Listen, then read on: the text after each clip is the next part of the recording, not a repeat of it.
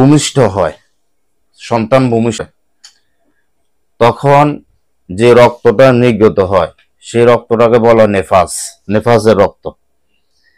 এই নেফাজের রক্ত নবী সাল্লাল্লাহু আলাইহি সাল্লাম বলছেন প্রত্যেক মহিলাদের নেফাজের সময়সীমা হলো 40 দিন।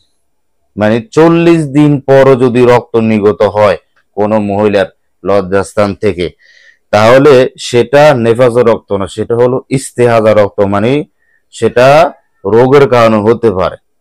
40 দিনের পরে যদি সেটা রক্ত বের হয় সেটা আর নেফাজের রক্ত থাকে না, সেটা ইস্তেহাজা রক্ত হয়ে যায়। কিন্তু অনেক মা বোন আছে, মহিলার আছে, তাদের সন্তান ভূমিষ্ঠ হওয়ার পর 15 দিন অথবা কারো 20 দিন অথবা কারো 25 দিনে নেফাজের রক্ত বদ্ধ হয়ে যায়। এই নেফাজের রক্ত বদ্ধ হয়ে গেছে 15 দিনে অথবা 20 দিনে অথবা 25 দিনে, অধিকাংশ মহিলা এই দিনগুলোতে বদ্ধ হয়ে যায়। কিন্তু আমাদের দেশের মহিলাগণ ওই 40 দিন পর্যন্ত বসে থাকে না, 40 দিন পর্যন্ত কোনো নামাজ রোজা কোরআন তেলাওয়াত কিছুই করে না। ওই 40 দিন মুরব্বীরা পয়সে যে 40 দিন পর্যন্ত অপেক্ষা করতে হবে, ওই 40 দিন পর্যন্ত কোনো নামাজে পড়ে না। তাহলে যে 25 দিনের দিন বদ্ধ হয়ে গেছে, তার উচিত ছিল 25 দিনের দিন বদ্ধ হয়ে গেছে সাথে সাথে গোসল করে সালাত সিয়াম কোরআন তেলাওয়াত অন্যান্য ইবাদতগুলো শুরু করে দাও। নবী সাল্লাল্লাহু আলাইহি সাল্লাম তো এটা হাদিসে বলেন নাই, যে হাদিসে নবী সাল্লাল্লাহু আলাইহি সাল্লাম 40 দিনের কথা বলছে, তিনি তো বলেন না যে 40 দিন পর্যন্ত তোমরা অপেক্ষা করো, রক্ত বদ্ধ হোক বা চালু থাকুক, তোমরা 40 দিন পর্যন্ত অপেক্ষা করো, এই কথা কিন্তু নবী সাল্লাল্লাহু আলাইহি সাল্লাম বলেন না। নবী সাল্লাল্লাহু আলাইহি সাল্লাম বলছে সর্বসীমানা 40 দিন।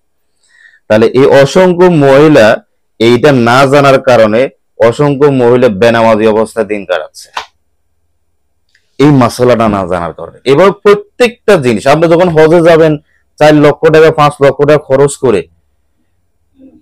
আবেগ আছে হজে যাওয়ার জন্য, যে আমি হজ করব, দোয়া করি না আমি হজ করব, কিন্তু হজে যাওয়ার পরে ওখানে গিয়ে মুজদালিফা কি করবে, আরফায় কি করবে, আবার তওয়াবের সময় কি করবে, তওয়াব কিভাবে করবে, মহিলাদের চুল কিভাবে কাটতে হয়, কিভাবে সাই করতে হয়, এগুলো জানে না। ওখানে গিয়ে কোনো হুজুরকে জিজ্ঞেস করে অথবা মুআল্লিমকে খুঁজে, মুআল্লিম কোন জায়গায় বসে আছে তারে খুঁজে বাড়তে দিয়া যে আমি তো ভুলে গেছি, আমি তো এটা কাজ করছি, আমি তো এটা করি না, এখন কি করব, এভাবে জিজ্ঞেস করে।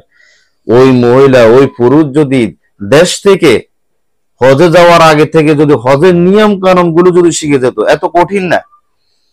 দুনিয়ার সবকিছু আমরা জানি, কিভাবে ঘর বানাইতে হবে, সংসার কিভাবে পরিচালিত করতে হবে, তরকারিতে লবণ দিলে কি কতটুকু দিতে হবে, কতটুকু তেল দিতে হবে, সবকিছু আমরা জানি। অনেক ধরনের বিভিন্ন ধরনের পাকও আমরা অনেক মহিলা জানি। দুনিয়ার জন্য আমরা সচেতন, কিন্তু আখিরাতের বেলা আমরা অলস।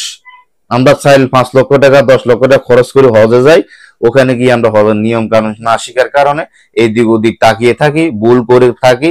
এরপরে যখন জানি না তখন মুআল্লিমের জন্য অপেক্ষা করি, মুআল্লিম কোথায় আছে তার একটু খুঁজে দেন, এভাবে অপেক্ষা করি। যদি আসল যদি আমরা যদি হজের নিয়ম কানুন দেশ থেকে যদি শিখে যেতাম, নবী সাল্লাল্লাহু আলাইহি সাল্লাম হজের মৌসুমে তার জীবনে তিনি হজ একটাই করছে, সেই হজে তিনি নবী সাল্লাল্লাহু আলাইহি সাল্লাম এইভাবে ডাক দিয়ে বলছেন, ইয়া আইয়ুহান নাস খুযু আন্নী মানাসিকাকুম, আমার থেকে হজের নিয়ম কানুন শিখে নাও।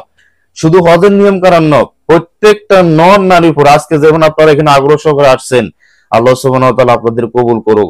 আপনারা যদি একটা মাসালা যদি এখান থেকে শিখে যদি আপনার জীবনে আপনি বাস্তবায়ন করতে পারেন, মনে করবেন যে আপনি কামিয়াবি, আর দুনিয়াতে কেউ কামিয়াবি না, আপনি কামিয়াবি।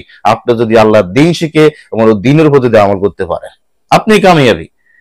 নবী সাল্লাল্লাহু আলাইহি সাল্লাম বলছেন, ইয়া আইয়ুহান নাস, আমার থেকে হজের নিয়ম কানুন শিখে নাও, আমার থেকে হজের নিয়ম কানুন শিখে নাও। আগে শিখতে হবে ফা'লাম আন্নাহু লা ইলাহা ইল্লাল্লাহ, সূরা মুহাম্মদ আল্লাহ রাব্বুল আলামিন বলছেন যে আগে জেনে নাও আল্লাহ ছাড়া সত্য কোনো মাবুদ নাই, ইসলাম জানার নাম, ইসলাম মানার নাম। আগে আমল করার আগে আপনাকে জানতে হবে আমলটা কিভাবে করতে হবে, আপনাকে শিখতে হবে, জানতে হবে। সম্মানিত মা বোনেরা, এজন্য এই বিষয়টা আমরা গভীর